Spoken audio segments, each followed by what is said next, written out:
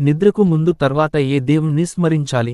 శరీరానికి, మనస్సుకి ఎంతో ప్రశాంతతనిచ్చే నిద్ర రోజులో అందరికీ ఎంతో ముఖ్యం. అటువంటి నిద్రకు ముందు తరువాత కూడా దేవుణ్ణి స్మరిస్తే ఎంతో చక్కటి శాంతి లభించి మానసిక, శారీరక ఒత్తిడి తగ్గుతుందనేది పెద్దల మాట.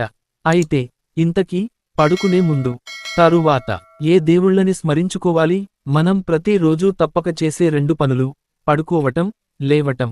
ఈ పనులు మనిషే కాదు, జీవులన్నీ చేస్తాయి. మరి మనిషి కూడా జంతువుల్లాగా నిద్ర రాగానే పడుకుని తెల్లవారగానే లేవటమేనా? ఇంకేం తేడా లేదా? పెద్దలు ఏమంటున్నారు?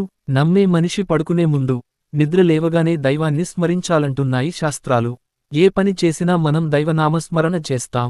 దీనివల్ల శాంతి లభించి మానసిక, శారీరక ఒత్తిడి తగ్గుతుందట.